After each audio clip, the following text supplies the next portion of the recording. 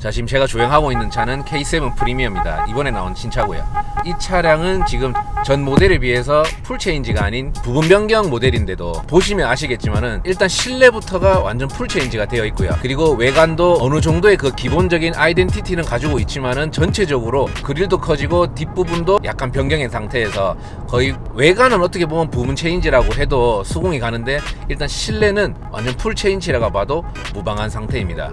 그리고 지금 제가 에코 모드로 가고 있는데요. 아마 스마트 모드, 에코 모드, 그리고 컴포트 모드, 스포츠 모드가 있는데 제 생각에는 보통 대부분 사람들은 컴포트 아니면 스포츠 모드를 많이 쓸 것 같은데 일단 스포츠 모드를 두고 한번 운전을 해보겠습니다. 지금 제가 카메라를 켜기 전에 주행을 조금 해봤는데 제일 먼저 눈에 들어오는 거는 여기 디스플레이랑 그리고 클러스터 그리고 제동이었습니다. 생각보다 엔진 브레이크도 자동으로 걸려주고요. 그래서 그런지 몰라도 제동이 훨씬 좋습니다. 지금 유턴을 해서 스포츠 모드로 살짝 한번 밟아보겠습니다.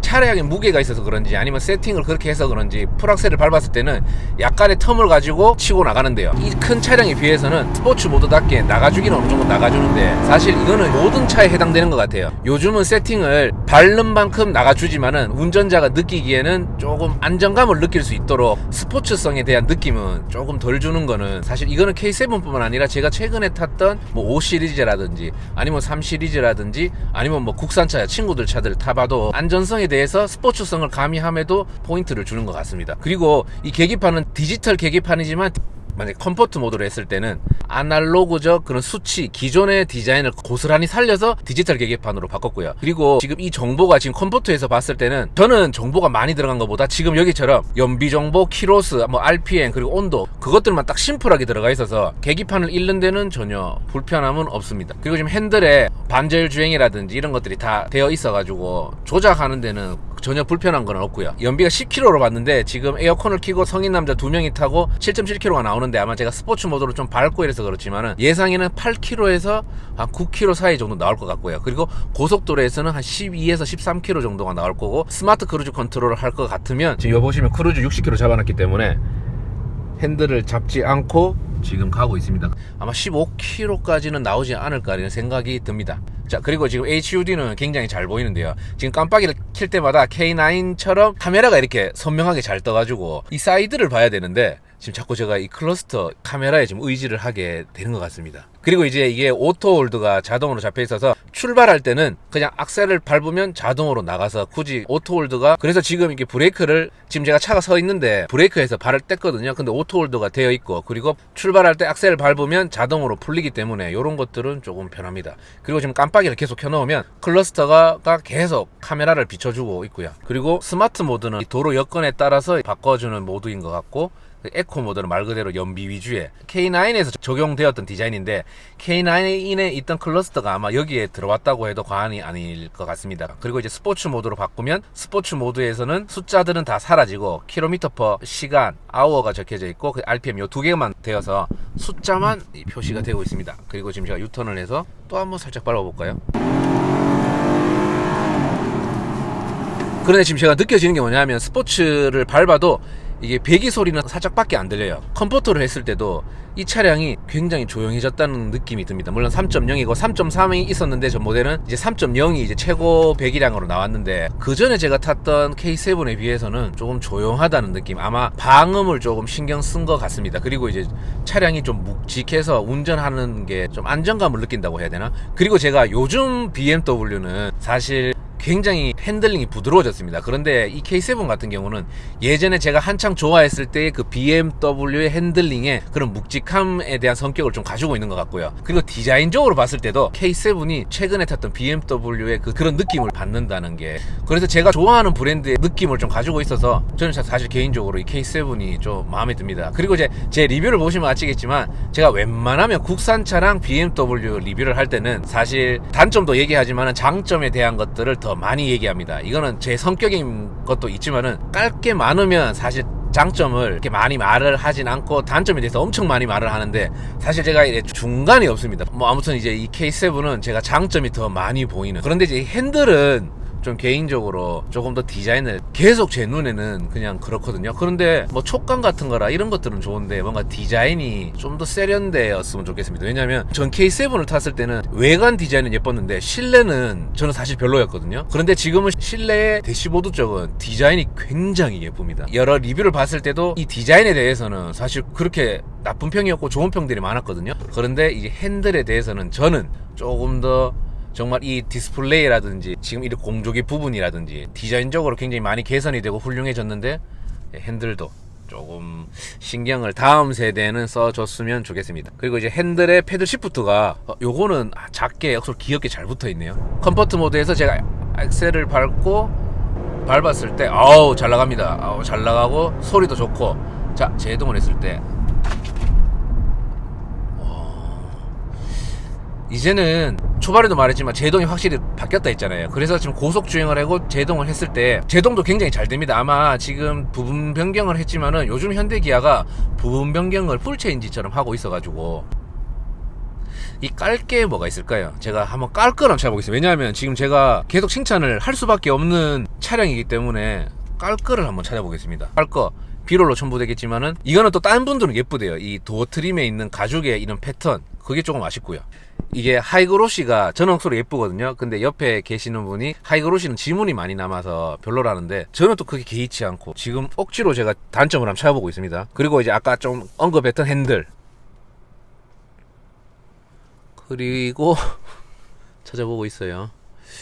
그리고 여기 이제 뭐 독서등이 있고 하는 이 부분은 제가 BMW 3 시리즈 탔을 때는 여기에 하이그로시 재질이 더 많이 들어가고 좀 더 럭셔리한 느낌이 들었거든요. 근데 여기는 약간 뭐 좋게 말하면 클래식하고 뭐 나쁘게 굳이 말하면 그냥 평범해요. 그리고 리어 디자인, 저는 리어 디자인이 이제 뭐 점선처럼 되어 있어서 뭐 매력적인 포인트가 있지만은 저는 개인적으로 전 세대가 부분 변경 전에 리어가 더 이쁘고요. 프론트는 지금이 저는 확실히 예쁩니다. 그리고 3.0이잖아요. 물론 3.0을 타시는 분들은 고배기량의 좀 편안함을 추구를 해서지만은 제가 만약에 살 것 같으면 저는 사실 디젤보다는 하이브리드를 살 것 같습니다. 최근에 이 차량을 리뷰하기 전에 보고 왔던 영상에 만원에 240km를 달릴 수 있다고 적혀 있는데 사실 만원에 240km는 아니지만 그만큼 연비가 좋다는 거겠죠. 그리고 제가 그랜저 IJ 하이브리드를 타봤을 때도 이런 뭐 밟고 달리고 서는 거에 대해서 일반 도로에서는 크게 스트레스가 없었기 때문에 저는 아직 완전 편한 것보다 이제 연비도 좀 좋았으면 좋겠거든요. 운전을 많이 하다 보니까. 그렇기 때문에 하이브리드를 선택할 것 같습니다. 그리고 가능하다면 휠은 이 3.0에 19인치 힐을 꽂고 싶습니다. 이게 일단 스포츠 모드로 바꾸는 순간부터 굉장히 영민해집니다. 페달도 그렇고 이 엔진 상태도 그렇고. 왜냐하면 이렇게 밟는 족족 나가줘야 되거든요. 지금 RPM이 4,000, 5,000 그리고 6,000까지 확실히 고배기량이 좋긴 좋습니다. 연비를 신경 쓰지 않는 분들은 하이브리드보다 3.0을 추천하고 싶고요. 그리고 이제 요거는 이제 R타입이고 제가 지금 바른 대로 나가준다 했잖아요. 266마력에 31.4토크라서 사실 저는 이 수치보다는 더 잘 나가준다는 느낌이 들고요. 일반 사람들이 차를 살 때 한번 참고하면 좋을 것 같습니다. 그리고 지금 제가 좀 속도를 내고 있거든요. 그래서 이제 급제동을 한번 해보겠습니다. 불안하지 않습니다. 사실 제가 지금 키로수가 생각보다 좀 세게 밟았거든요. 그리고 브레이크를 밟았는데 불안하지 않습니다. 제 생각의 느낌인데 지금 200km까지는 안 밟았지만 200km를 밟고 급가속을 해도 저는 괜찮을 것 같습니다. 브레이크 성능에는 전혀 저는 불만은 없습니다. 치고 나가고 그리고 브레이크를 밟았을 때 제동 능력, 제가 다만 아쉬운 거는 페달을 딱 밟았을 때 이거는 물론 덩치도 있고 이런 세팅을 굳이 스포츠카가 아니기 때문에 이렇게 세팅을 했을 거라고 생각을 합니다. 하지만은 좀 약간 텀이 있는 거, 저도 이제 매니아적 성격이 많이 옛날에 비해서 좀 빠졌긴 빠졌지만은 그래도 뭔가 이제 가끔씩 밟는 대로 나갔으면 좋겠거든요. 근데 밟고 나서 미세한 텀을 가지고 뭐 치고 나가는 맛은 걱정은 없는데 이 텀이 좀 아쉽습니다.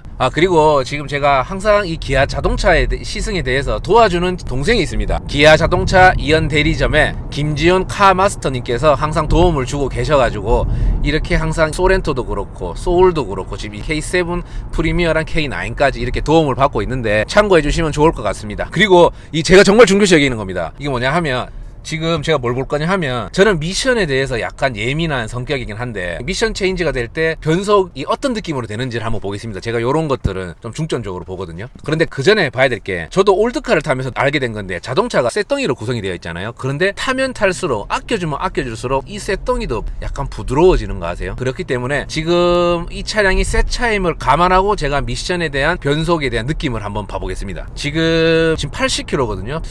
이제는 속도 체감을 계기판을 봐야 될 것 같아요. 워낙 조용하고 안정감이 있다 보니까. 지금 제가 세우고 자, 출발 한번 해볼게요. 지금 아마 지금 느낌으로서 4단까지 변속이 된 것 같거든요. 1단, 2단, 3단, 4단. 왜냐하면 이거를 제가 알 수 있었던 게 뭐냐면 무단 변속기가 아니기 때문에 당연한 걸 수도 있지만은 이게 치는 건 없어요. 치는 건 확실히 없는데 약간 울렁하는 느낌? 근데 제 느낌에는 이 차가 새 차여서 바뀔 때마다 자연스럽게 바뀌는 게 아니고 이런 식으로 바뀌는데, 미션이 좀 질이 들면 그런 느낌은 좀 줄어들 것 같은데, 미션과 엔진에 대한 이런 뭐 그냥 밸런스 같은 것들은 사실 조금 기회가 된다면 이게 한 10,000km, 20,000km 탄 차가 있으면 그때 다시 한번 언급하기로 하겠습니다. 아무래도 질이 안 들었기 때문에 이런 느낌을 받을 수가 있거든요. 그래서 이제 이런 거는 한번 참고해 주시면 좋을 것 같습니다. 그런데 제 생각에는 이것도 질 들면 없어질 것 같습니다. 그리고 지금 옆에 차가 있는데 박을 정도는 아니지만은 깜빡이를 켜고 갔을 때 이제 사이드에서 경고음 차가 있다는 거를 확인을 시켜줬고요. 그래서 일단 현대기아차는 옵션이 워낙 좋기 때문에 운전에 대한 거는 나를 지켜주고 상대방을 지켜주는 이런 옵션들은 기본적으로 이제 옵션이 잘 되어 있기 때문에 사고의 확률이 굉장히 적을 것 같습니다. 그리고 이제 차체 같은 경우는 이제 알루미늄도 들어가고 후륜의 크로스 멤버 소재도 기존 대비해서 좀 강화를 했다고 하고요. 이런 거는 제가 좀 더 찾아보고 한번 자막으로 한번 넣어 보겠습니다. 자, 이제 운전에 대한 리뷰를 마치도록 할 텐데요. 정리를 해서 마지막으로 볼 거는 모드는 4가지가 있습니다. 스마트 모드, 에코 모드, 컴포트 모드, 스포츠 모드. 그런데 컴포트 아니면 스포츠 모드를 주로 할 것 같고요. 그리고 운전을 할 때 반자율 주행은 있기 때문에 운전은 좀 편하게 할 것 같고, 그리고 깜빡이를 켰을 때 12.3인치 디지털 클러스터에서 카메라가 나와줘서 사이드를 보는 보조 역할을 해서 사각지대까지 잡아줄 수 있는 편의 장비도 있고요. 그리고 제동 성능은 급제동을 했을 때도 제동에 대해서 앞이랑 뒤가 전혀 털린다는 느낌이 없이 안정적으로 저한테는 제동이 되었었고요. 그리고 HUD가 굉장히 잘 보이는데 어두울 때 들어왔을 때는 톤이 죽고 밝은 데 나갔을 때는 톤이 진해져서 눈에 잘 보일 수 있게끔 해줘. 그리고 이 디스플레이는 와이드로 커졌기 때문에 이쪽도 잘 보이고, 그리고 연비는 10km가 나오는데 아마 지금 8.3km가 나오거든요. 그래서 도심에서는 한 8km에서 9km 나오고, 그리고 고속도로에서는 한 12, 13km 정도가 나올 것 같고, 그리고 이제 고속도로에서 에코 모드로 이제 크루즈 컨트롤 달면 한 15km 정도가 나올 것 같습니다. 이것도 한번 찾아보고 댓글로 한번 달아보도록 하겠습니다. 그래서 이게 3천에서 4천만 원 정도 가격대의 선에 차량을 찾는데, 나는 무조건 수입차를 사야 된다가 아니고 뭐 국산차도 되고 수입차도 된다고 했을 때는 일단은 다 타보라고 권하고 싶습니다. 그런데 가격 대비해서 가성비가 좋은 거는 저는 아마 K7 그랜저가 아닐까 이렇게 조심스럽게 생각을 해보는데요.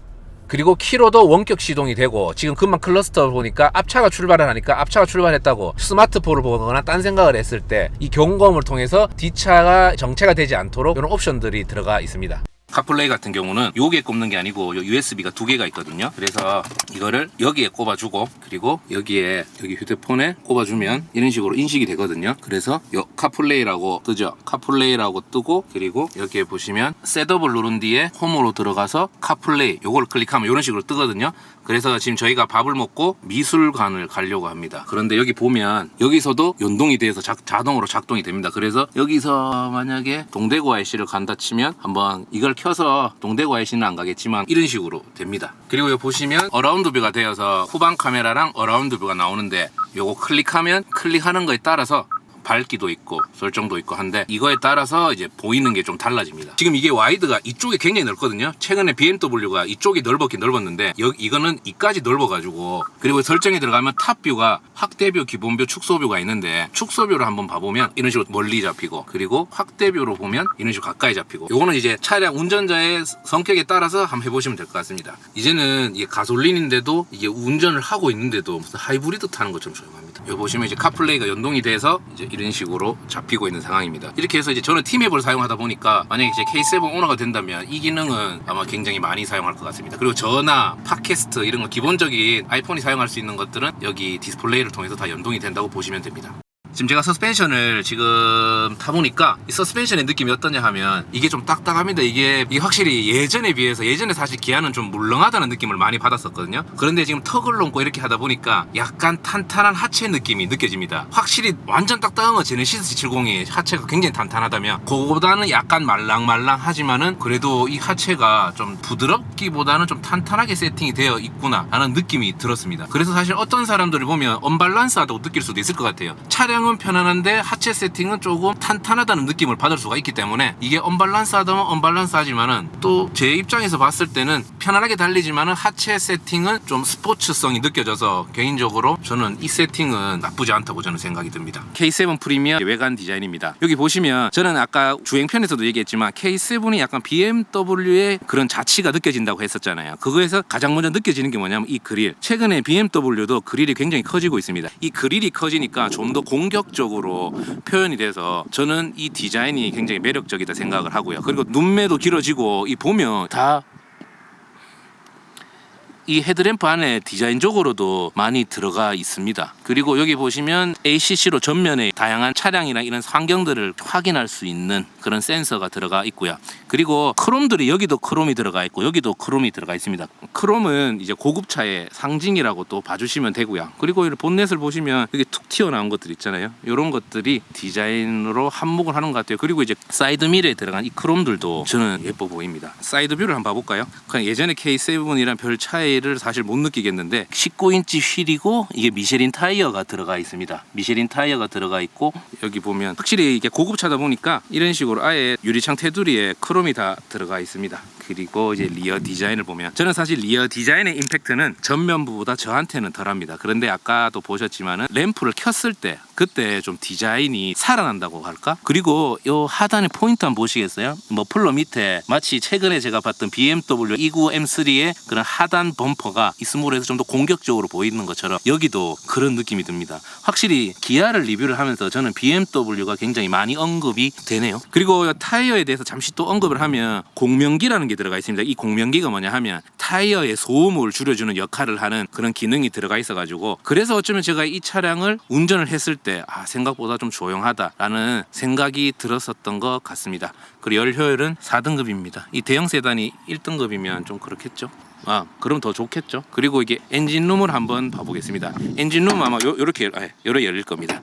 그리고 손가락을 넣어보면 딱 제끼는 게 있어서 사실 요거는 또 아쉬운 점, 이게 K7은 저한테는 아쉬운 점이 많이 없었는데 아쉬운 점 하나 찾았습니다. 엔진룸의 디자인도 사실 성능에 대해서는 저는 전혀 걱정이 없거든요. 그런데 이제 엔진룸의 디자인, 그 말인 즉슨 이런 커버들이 뭔가 꽉 차 있는 좀 더 이게 와이드하게 좀 되었으면 좋겠습니다. 이런 엔진 성능이라든지 미션이라든지 이런 것들은 전혀 사실 불만은 없거든요. 그런데 여기 보시면 휠하우스를 기준으로 엔진이 굉장히 앞으로 나와 있네요. 제가 BM 했을 때는 엔진이 이 휠하우스를 기준으로 저 뒤로 갔었거든요. 이 부분이 5 시리즈를 리뷰했을 때 더 넓어서 그런지 몰라도 이 서스펜션 세팅이 이쪽 앞으로까지 돼 있고 엔진이 뒤에 가 있었거든요. 근데 이 차량을 보니까 이 차량은 그냥 기존에 봤던 차량답게 이렇게, 아마 이게 무게 배분에 대해서는 조금 취약할 수도 있는데 사실 이런 취약할 수도 있음에도 불구하고 이거는 제 생각이에요. 그런데도 불구하고 아까 디스플레이를 봤던 것처럼 주행 보조 장치가 있어가지고 커브길이라든지 이런 데 자동으로 속도를 줄여주고 높여주고 함으로써 해가지고 그런 옵션들이 이런 밸런스의 기능을 좀 잡아주지 않을까, 저는 그렇게 개인적으로 생각을 합니다.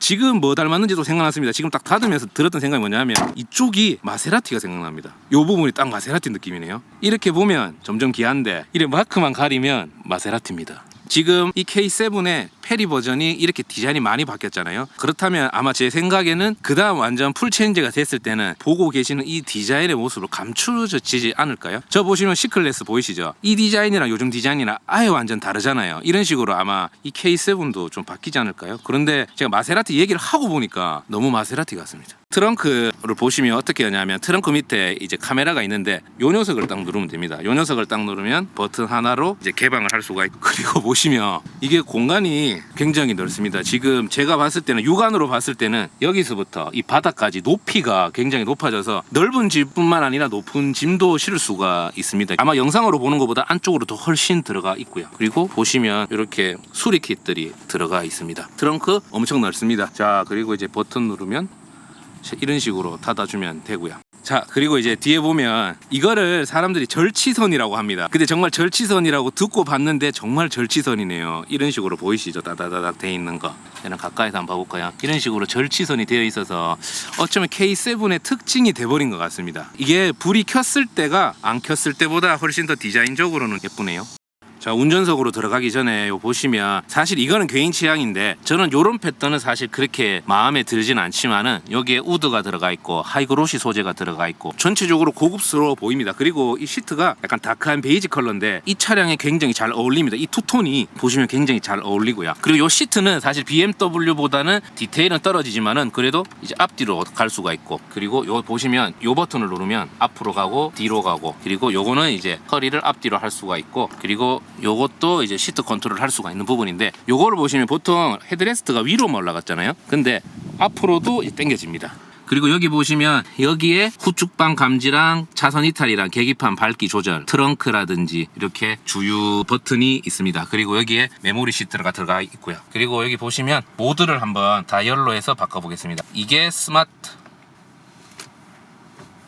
에코 모드, 그리고 요거는 컴포트 모드, 그리고 이거는 스포츠 모드, 이런 식으로 바뀌는데, 보시면 컴포트 모드에는 이렇게 속도가 뜨는데 스포츠 모드에서는 그냥 숫자만 뜹니다. 달리는 대로 이 숫자가 좀 바뀌는. 그리고 이제 이런 것들 보면 오토가 다 되어 있어 가지고 이제 알아서 굳이 이걸 조작하지 않아도 되는. 그리고 제가 운전 주행할 때 좀 아쉬움을 내비쳤던 요 핸들은 이 외 내부 디자인이 전체적으로 저는 디자인 완성도가 굉장히 높은데 뭔가 아쉬움을 주기 위해서 이렇게 했는지 몰라도 요거는 조금 아쉽습니다. 그런데 이 핸들 가죽 느낌은 좋고요. 여기 차선 이탈 방지를 켜놓고 나서 요거를 누르면 보시면 계기판에 차선 이탈 방지와 더불어서 핸들을 자동으로 컨트롤할 수 있게끔 하는 버튼이고요. 그리고 이제 고속도로에서 자율주행을 할 수 있는, 핸들을 놓고도 탈 수가 있는. 그리고 이제 보시면 아까 초반에 인트로 영상에서 노래 하나 나왔죠. 왜냐하면 크레로디오가 소리가 괜찮아가지고 한번 담아봤습니다. 그런데 저는 베이스를 좀 중요시하다 보니까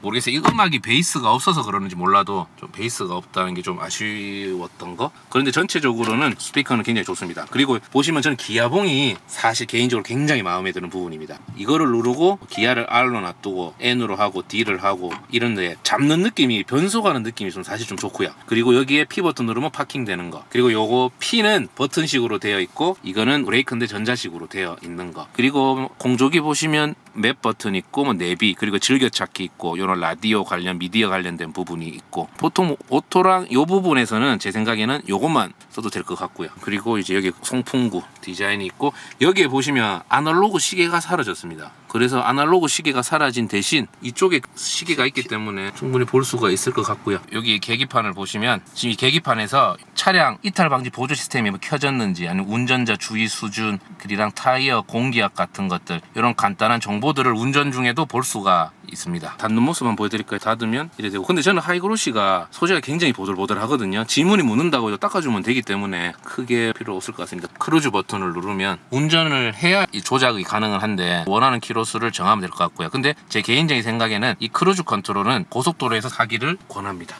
지금은 여기에 뭐 하이패스가 들어가고 하지만 아마 풀체인지가 되는 K7에서는 이쪽에 뭐 하이패스가 들어가고 할 겁니다. 그리고 이제 이게 제가 소렌토 리뷰를 했을 때랑 기분 탓인지 모르겠는데 이게 원 버튼으로 다 이러고 다 끼거든요. 그런데 좀 속도가 빨라졌다는 느낌 안 드세요? 저는 왠지 미세하게나마 좀 속도가 빨라졌다는 느낌. 한번 닫아보겠습니다.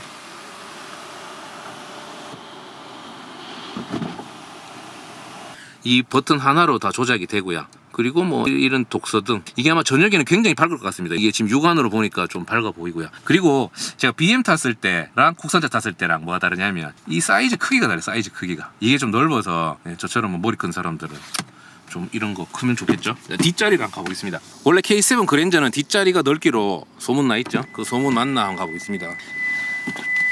소문 맞습니다. 보시면 확실히 뒷좌석은 마치 이제 제네시스 G90이라든지 K9이 아닌데도 마치 뒷좌석을 위한, 사실 운전석에 타보면 운전자를 위한 차 같은데 또 뒷자리에 타보면 뒷좌석에 타시는 분들을 위한 것 같이 지금 이게 주먹이 거의 2개가 들어간다고 해도 시트를 좀 뒤로 당겨 놓은 상태거든요. 심지어 공간이 확보가 되어 있고 넓습니다. 그리고 시트 포지션이 앞보다는 뒤가 조금 높은 것 같은데 뒷자리가 시트 포지션이 저한테는 살짝 높은 것 같습니다. 그리고 이제 햇빛 가리개 요렇게 걸어두면 사실 이게 있고 없고 차이가 굉장히 표시가 많이 나는데, 지금도 그래요. 리뷰를 하면서 이거를 살짝 닫으니까 확실히 열 차단이 많이 되는 것 같습니다. 그리고 이제 아까 봤던 파노라마 썬루프가 적용되어 있고요. 그리고 스키스루가 있어가지고 여기 트렁크와 연결이 되어 있습니다. 그리고 여기는 이제 암레스트를 보시면 기본적으로 오디오라든지 음량 조절을 할 수가 있고요. 그리고 이제 여기에 내장이 되어 있습니다. 컵 홀더 2개를 사용할 수가 있고요. 그리고 여기를 한번 보시면 콘솔 박스가 2열치고 좀 넓다는 느낌? 그리고 리뷰하면서 느끼지만 이 컬러가 굉장히 고급스럽고 이 차에 굉장히 잘 어울리는 것 같습니다. 그리고 요 뒤에도 보시면 USB, 요새는 워낙 스마트폰, USB 이런 것들이 대중화되다 보니까 여기에도 2개가 있고요. 에어컨 공조기가 여기에 있네요. 그리고 이런 기본적인 것들, 이게 뭐 알칸타라인지 뭔지 모르겠는데 쉽게 말하면 쌤으로 돼 있어서 느낌은 좋습니다. 그리고 이제 깜빡이 보시면 요 깜빡이가 뭐 네모거나 이렇게 아니고 살짝 엣지가 들어가 있어서 깜빡이 모양도 역시 예쁩니다. 역시 디자인적으로는 이 기아가 굉장히 많이 신경을 쓰는 것 같습니다. 이번에 바뀐 디스플레이에 대해서 설명을 한번 해보겠습니다. 차량을 보시면 자 지금 공조기에서 셋업을 누르면 이런 식으로 디스플레이가 뜹니다. 이 디스플레이가 뜨면 차량 상태에 들어가 보면 헤드업 디스플레이 영상 조정, 영상에 대한 조정할 수 있고 뭐 표시 정보라든지 여기 보면 주행 경로 안내, 주행 보조 정보 이런 다양한 정보들을 알 수가 있고 속도계를 보면 뭐 속도계 크기, 속도계 색상, 이 뭐 크게 이런 식으로 바뀝니다. 이렇게 할 수가 있고 운전자 보조를 들어가 보면 뭐 주행 보조 이런 게 들어가면 이런 식으로 고속도로 주행 보조를 한다든지 뭐 안전 구간이라든지 곡선 구간 자동 감소, 이거는 커브 구간에서 알아서 자동으로 감속을 하고 직선 코스가 됐을 때는 또 자기가 알아서 속도를 또 맞춰주는, 그리고 경고 실정 같은 것도 보면 이 앞차와의 거리를 보통 아니면 느리게 할 수 있다는 건데 저는 뭐 보통으로 세팅하는 게 좋겠죠. 경고음도 음량을 조절할 수 있고 운전자 주의 경보도 보시면 이런 식으로 기본 세팅이 돼. 전방 차량 출발 알림, 안전 운전 확인 전화. 요 안전 운전 확인 전화는 운전자가 졸음 운전을 하는 게 확인이 되면 전화가 오는 기능이라고 합니다. 그리고 이제 부주의 운전 경보 이런 것들이 들어가 있고요. 그리고 이제 운전자 보조 보시면 전방 안전, 차로 안전, 우측방 안전, 주차 안전 이런 것들을 이 디스플레이 안에서 다 할 수 있고요. 그리고 공조 보시면 외부 공기 차단을 누르시면 만약에 요 워셔액 연동 같은 경우는 외기를 해놔도 워셔액을 자동으로 틀면 이게 내기로 순환을 바꿔준다고 하고요. 외기 공기 유압 방지 제어 이거는 터널을 들어갈 때 자동으로 내기 외기를 컨트롤 해줄 수 있고요. 그리고 뭐 자동 환기 같은 것들 이게 정말 편한 것 같습니다. 이게 스키 차고 이런 것들을 자동으로 컨트롤 해준다고 하고요. 그리고 뭐 창문 습기 방지 이런 것들이 운전할 때 특히 비 올 때라든지 이럴 때 필요한 기능 같고요. 자 그리고 뒤돌아가 보면 뭐 라이트도 있고 지금 여기서 보시면 컨트롤을 다 할 수 있습니다. 헤드램프, 에스코트, 하이빔 보조 같은 경우는 뭐냐 하면 앞차가 없을 때는 하이빔을 켜주고 앞차가 있을 때는 하이빔을 꺼주는 이렇게 오토 시스템이라고 하고요. 도어 같은 것도 있고 보시면 될 것 같고요. 그리고 보면 기기 연결 보시면 놀라운 게 원래 보통 차에 하나만 되잖아요. 근데 2개가 연동이 된다고 합니다. 그리고 뒤로 돌아갈 때는 셋업 버튼을 눌러주시면 되고요. 그리고 뭐 특별히 볼 거는 내비게이션을 보시면 터치감을 한번 볼 텐데요. 뭐 터치감은 이제는 크게 상관없는 것 같습니다. 그리고 맵을 가면 3등분이 되어 있는 화면이고 요거를 딱 클릭하면 이제 와이드로 볼 수가 있고 이거를 딱 하면 여기서 이제 2분할로 나오는데 이거를 잘 보면 이거를 딱 올리면 이런 식으로 온도 같은 것도 알 수 있고 차량 상태 같은 거 아니면 요즘 날씨 그리고 운행 거리 이런 다양한 정보들이 이 디스플레이 안에서 다 담아질 수가 있습니다.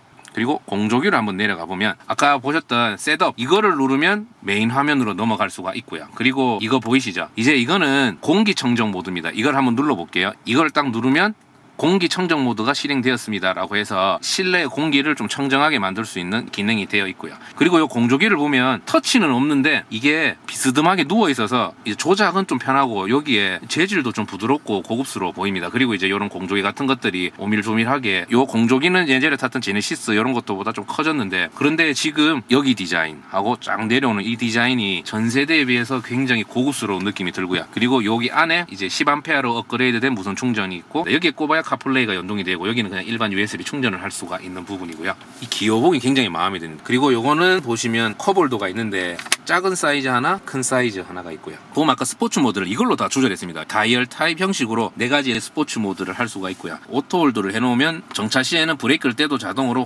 홀딩이 잡히고 그리고 악셀 페달을 밟으면 자연스럽게 가고 그리고 주차하고 나서 전자 파킹 해주면 될 것 같고요. 그리고 여기에는 스티어링 열선이 있고 통풍 있고 이제 시트 열선 그리고 이거는 양문형처럼 되어 있습니다. 그런데 제가 이렇게 분리도 되지만은 보면 조금 아쉬운 게 공간이 이렇게 넓은 것 같지 않은데 왜냐하면 여기에 시가잭도 들어가고 여기에 USB가 들어가다 보니까 이런 기능들을 넣는다고 공간이 작은 게 조금 아쉽지만은 이거는 이제 빌트인 USB라고 합니다. 이게 우드인지 플라스틱인지 사실 솔직히 잘 모르겠습니다. 근데 우드 같은 느낌이 드는데 이게 제가 기존에 알고 있던 우드에 비해서 훨씬 더 굉장히 고급스러운 느낌이 들고요. 그리고 요거는 틸팅이 안 돼가지고 딱 고정식인데 이게 비스듬하게 되어 있어서 굉장히 잘 눈에 들어옵니다. 우레탄 재질인데 약간 가죽 같은 느낌도 들고 실내 잠깐 언급하면 이제 모든 게 자동입니다. 이거 보시면 핸들을 조작할 수가 있고요. 앞뒤로도 이게 되네요. 이 트림 보면 여기가 이제 넓어지는 거 이것도 BM에서 확인할 수가 있었고요. 그리고 여기 보시면 이거 원래는 보통 여기가 원 버튼이잖아요. 그리고 좋은 차는 이쪽까지 원 버튼이고 근데 이제는 이 모든 게 원 버튼입니다. 자, 이런 식으로 됩니다.